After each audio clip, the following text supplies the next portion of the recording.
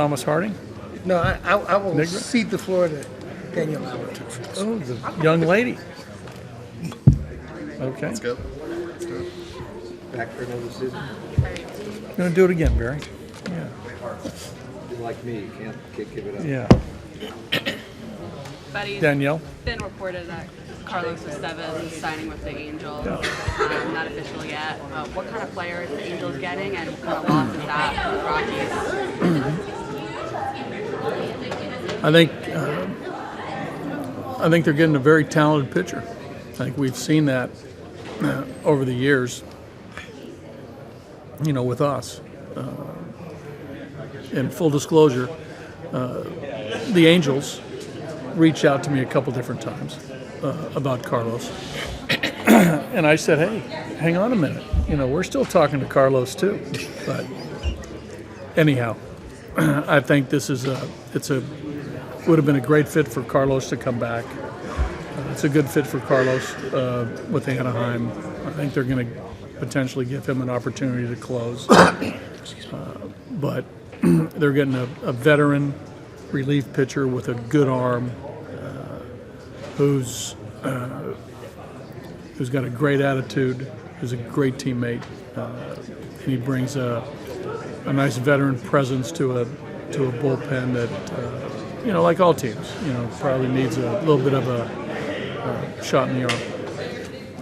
You probably needed bullpen help, but now you need it. Yeah, well, I think every team, talks about bullpen help, and we're right there as well.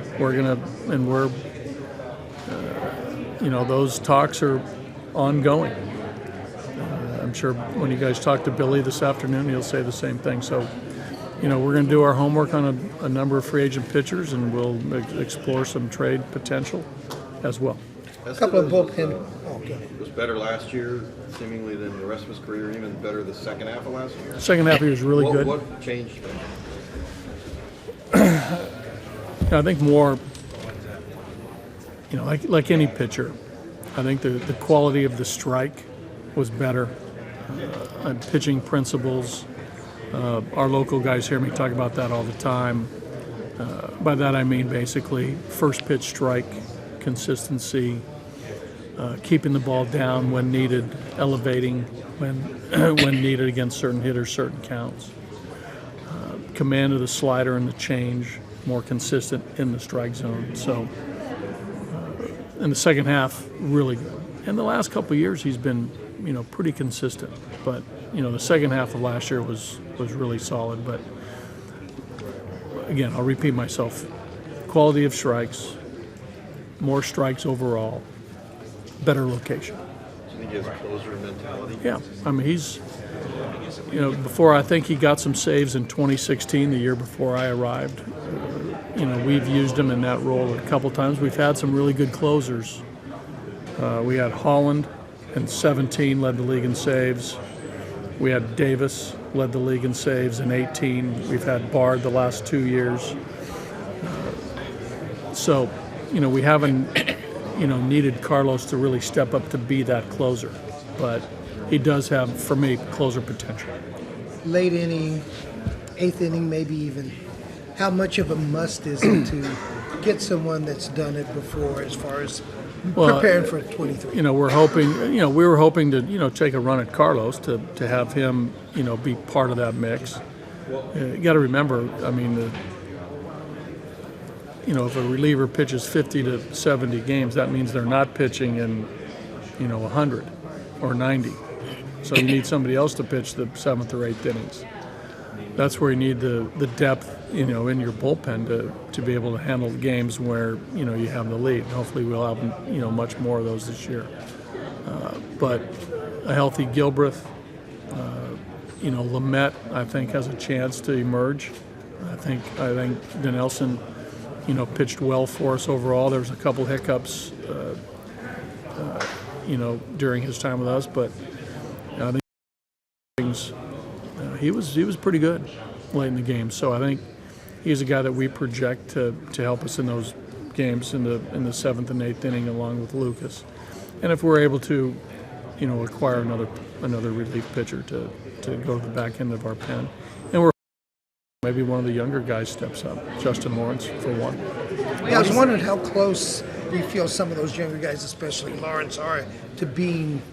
Well, we're going to need them, and it's very possible. You look at all teams, and you look at all bullpens. I mean, how often do you see a rookie or a second-year or third-year guy really be a force, for a bullpen? I think you look at the Braves, a couple of years ago, some of the youth in their bullpen, Minter. You look at some of the Dodger bullpen arms, and those guys being thrust in late in the game and pitching well.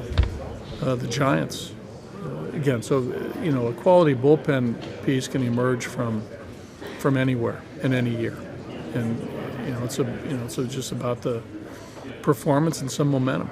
And Justin's capable of that. Jake Bird's capable of that. What is the health update of Lucas Kilbreth? He's doing great. He's in Denver, going to the ballpark 3 times a week with our strength guys there and our trainers who are there. But he's doing fine.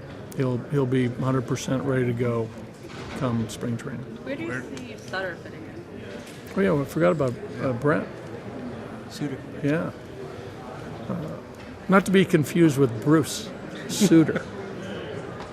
It's a good one, Bruce Suter. Anyhow, I know, but Hall of Famer, a great pitcher. No, Brent figures to be a piece that we can use in multiple different roles. He can give us length, a couple innings. He can come in and get a lefty. His splits are pretty good against lefties. He's versatile, which I like, and that's it's what he did with Milwaukee. And he was a valuable piece for those guys for his tenure there with the Brewers. So I foresee the same thing.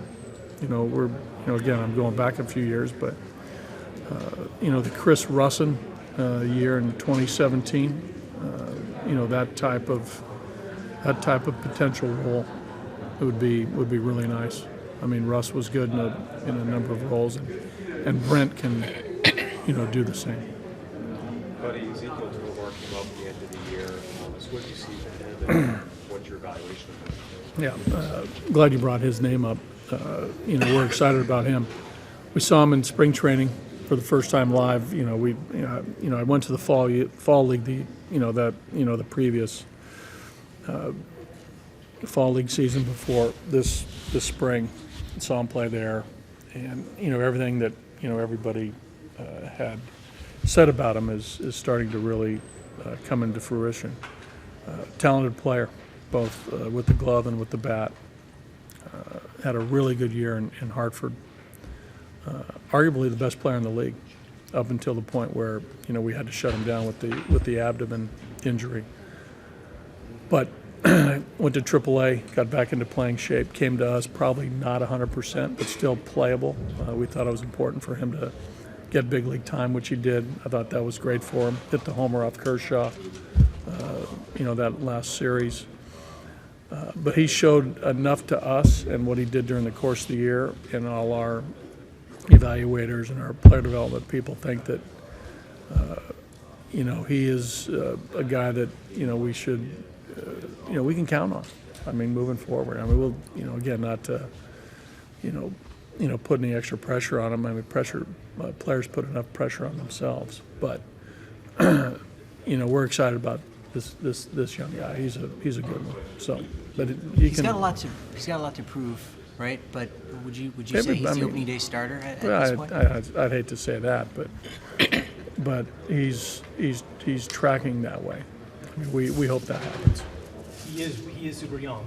Right. What kind of patience are you prepared to extend to him if he has a Brendan Rodgers type first ball? Yeah. Well, I think if you believe in a player, I think you can be more patient. Again, we'll see how he handles everything, but I suspect that from what we've heard about the makeup and the kid, he's going to be able to handle this, even if there is some valleys.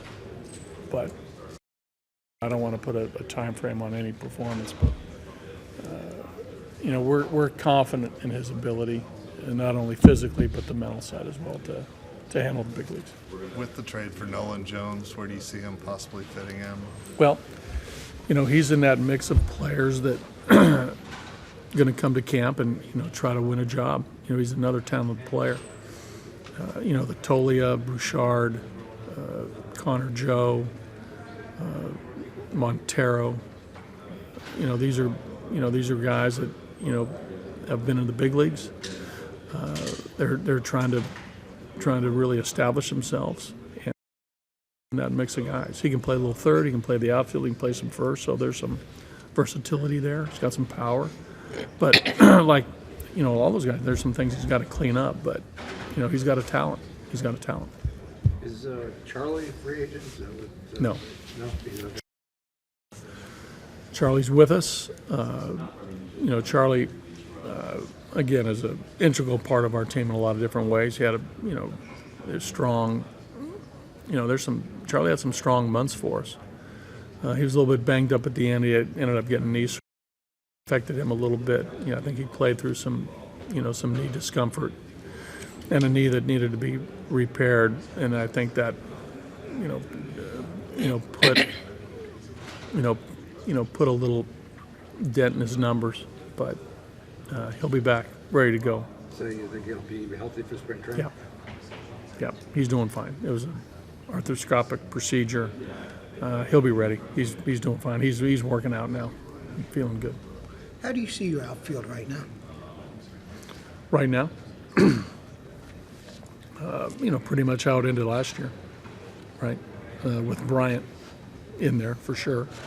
So all the guys that I mentioned prior, the Connor Joe, Bouchard, Charlie, Bryant, Daza, Grichuk, the guys that ended the season with us on the roster. There a few of those guys will be fighting for a spot in playing time. And how big is it to get another bat, especially in outfield bat? I think you're always, we're looking for pitching, and it's been noted that, we're looking for another outfielder, preferably a left-handed bat, because we're, predominantly right-handed lineup. We have Daza who can play center. We can move Grichuk over there to play center. But if we can, maybe get a guy who can play center field, as well as the other outfield positions, that's probably, something that we're looking for.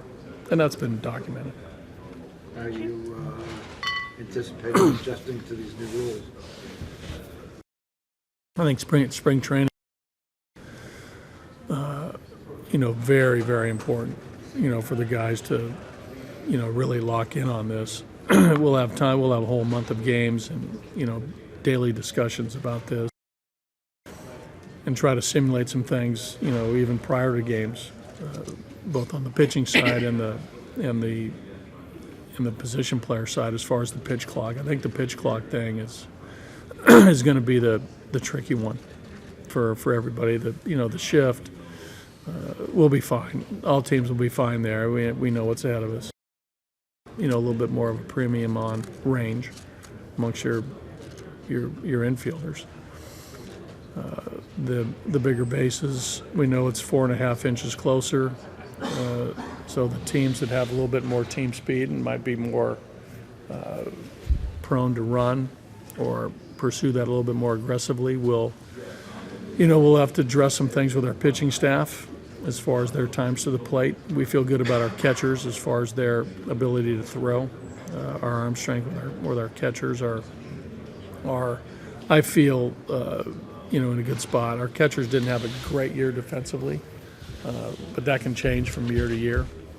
But our pitchers will make some adjustments, with their times to the plate to combat the 4.5 inches.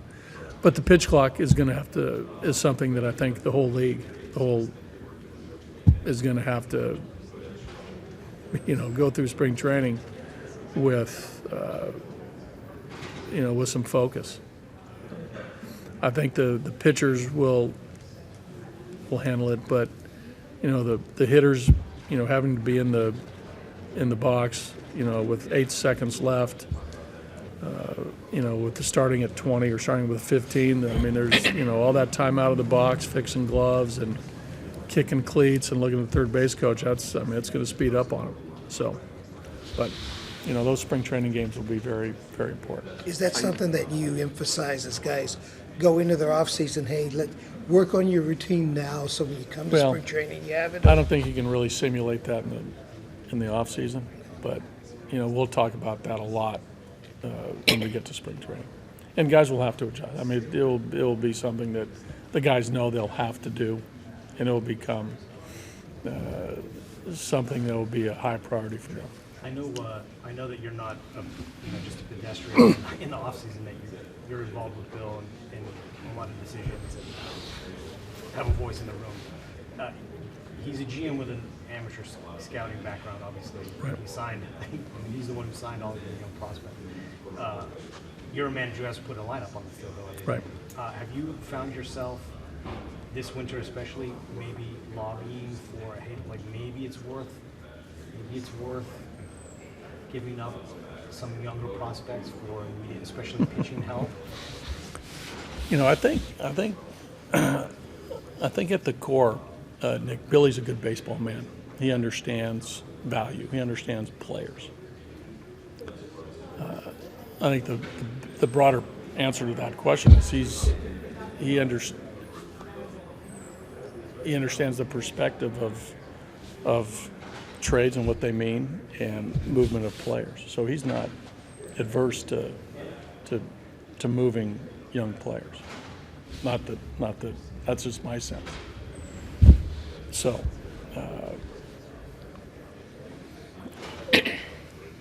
but he also, I think, because he scouted a lot of these guys, he feels strongly about them in a lot of ways.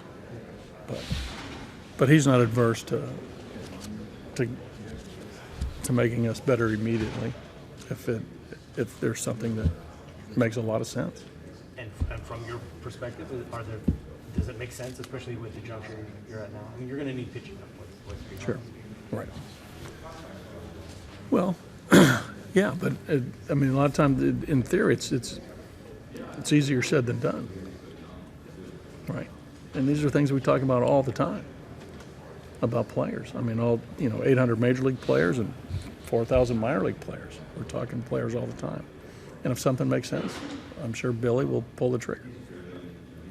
I know that San Diego holds a special place in your heart. What did you make of the playoff run they went on last year? Well, it was a great finish for them through September. It was a great wild card race there through September with the Padres, the Brewers, and the Phillies. The Mets and the Braves looked like they were going to lock a spot down. But the Padres pulled away. They played some of their best baseball at the end. I think the pitching showed up. Snell and others pitched really well in September. Hader was really good at the end. I think it was great for San Diego. I mean, I wasn't a lot of close friends and people in the area that were telling me that the city was energized. They were super excited about the team, which it's a fun team. We saw them 19 times. They have good players. And we saw how the city responded when they came and played home games at Petco for the first time in a long time. So it was a good feel for the city, and a good feel for baseball here in San Diego. I'm just looking at the pitching. Freeland, Marquez. Need to see from them that for them to have some consistency. Yeah, that's the thing. I think and they'll be the first to tell you that. Again, on the positive, they went to the post. They made all their starts. They logged innings, but there was, too many. The valleys were a little bit too deep, and we have to smooth those out. There were some high points for them both. Some great games, some great great runs, but we need them to make all their starts. Every team needs their best starters to make all their starts because you want to keep running your best guys out there all the time. But there's some things that, we've identified that are going to help them, and I'd rather not share them with you, but, we'll address those. We've already started to address them, so far in the wintertime, and we'll address them as we get closer to spring training to help those guys. Is Antonio still on track for Yeah, early? he should be May. He should be May. Yeah, but he's doing fine. He's hitting all his markers. Yeah. We saw McMahon play a little more second base. Not a little more, but we saw him play some second base this past year than in 21. Obviously, Rogers is there. Right. Montero can play third base. Jones at third base. Would you say Right. there might be a little bit of a log jam in a sense in the infield? I don't. Again, I think it warrants, us to, get Montero over to first base, get Jones in the outfield, just to give us the versatility, right? Because, so many things can happen during the course of the season, whether it's health or performance. But I think it's, those are, I don't know whether they're log jams, but, Jones and Montero are still young players. And, Montero showed signs in the big leagues, right? Showed a little power, showed signs, but there's some things that he has to clean up too to be more consistent. We haven't seen a lot of Jones, but, it's better to have those guys in and near the big leagues and still, working their way to becoming like bona fide major league players than have them farther away. So anything can happen, but again, with Mac, his versatility to go to second is a benefit for us in case something does happen to Brendan. And if something happens to Mac, we feel good about, who's behind him. So the depth is getting closer as far as the replacement value, which is a good thing. That's starting to happen throughout our system. There's still a little gap in talent. We've all talked about our talent at the lower levels, and Fresno and Spokane, some of those guys with some talent was in Double-A. So it's starting to get a little closer, which the previous couple of years hasn't been there, but it's been there. Showed up a little bit this year. What do you see from Chris Bryant? Have you talked to him much? Yeah, we've texted. He's doing fine, healthy, normal off season. There's some things that he needs to do. I think, moving forward as he gets to, near 30 years old or 30 in the off season, he's aware of this to stay, give him the best chance to stay healthy and stay on the field. So, but he's in a good spot, and he's working. When you look at a guy like him who's done a lot other places, has his own routine, how much did coming to Colorado, different atmosphere, maybe play into what happened with him? I think the lockout and not being able to be around, spring training, be around, maybe not get the full off-season program that you normally do, affected a lot of guys, and I think it might have affected Chris. I'm still getting to know him, and I know that he placed a lot of, like all players, and especially, he might have put a little bit too much pressure on himself to come in new and perform. But, I suspect those things are all behind him now. As you've said, acquiring pitching can be difficult. Right. You look at your starting rotation beyond, obviously, the guys we've talked about. What do you see out of those guys? Who do you think is a good bounce-back candidate if they struggled, or guys that maybe are developing and can get better? Well, we talked about a little bit of the gap that we have. Two guys that, haven't come like we had hoped was Rollison and Peter, and that's injury-based. I think those two guys, if healthy, can provide us some depth. I think those two guys are key, right? Because if you talk, Freeland, Marquez, Sensatella come May, Urena, Gomber, Feltner, we feel pretty good about those guys, right? And Sensatella coming behind those guys. But after that, it's Peter and Rawlison, right? Who should be healthy and ready to go in spring training, but they'll be on some sort of limited available. I don't want to say availability, but we're gonna have to monitor. They're not going to bang out 180, 200 innings this year. So we're gonna have to monitor some of their work. But those are the two guys that I think that we're really keeping an eye on. And we saw Noah Davis. I mean, he'll start in spring training. He'll be in the mix. He pitched pretty well in Double-A. To get himself on the radar. You talked about separately needing to upgrade offensively. Right. And also. Well, I don't know if we need to upgrade. I think we got to perform to our expectations. But like adding a left-hander, maybe with some power, for instance, whatever. Although we've seen kind of around the league, teams have lately. I don't know if it's enough to be a trend, but like focusing more on defense in center field. Right.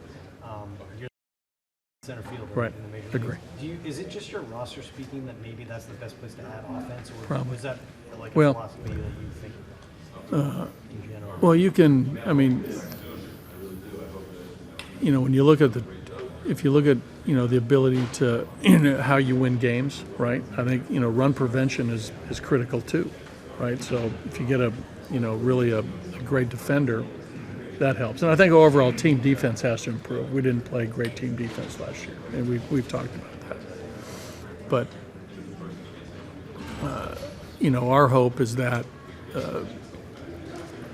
we get more consistency offensively from most of our players, right? I mean, Bryant should help. His him being in the lineup, the catching position. Diaz was really good in 21. Tough year last year. We talked about Rogers is tough April, right? McMahon was pretty consistent. Daza was good. Charlie was a little variable. Iglesias provided average, a little bit of on base, but we think Tovar can do some things too. Crone was good in the first half, really good. Tough second half. So we just it's good. We have the ability to, because the guys have done it. We need it over a 6-month period of consistency. And if we can, if we can add another bat and go along with just improvement of the guys we have, that should help. And we play better defense. That can change a lot. Can you afford? I don't mean financially. Is there room for a defensive center fielder, and you just don't have to worry about it? I mean, is that? Well, yeah, maybe. Yeah, that could help us better. That can help us. It's got to be really good defender. Yeah. It's a fair question. You feel like with your infield defense, obviously there were some struggles at times last year, various guys, but you look at the group out there. Can that be a good defensive infield? Yes. Yeah. McMahon, 21, really awesome. Could have won the Gold Glove. Tovar, if he's there, or Trejo, or whatever happens between now and spring training, I think that component of range and hands and ability to catch the ball is very solid. Rogers won a Gold Glove. I think he continues to improve, and I think Crone's fine. Tolley is well above average if he makes the team, if he's on the team, he can play defense. So our infield defense, personnel wise, is good. Yeah. Thank you. Okay, guys. Thank you.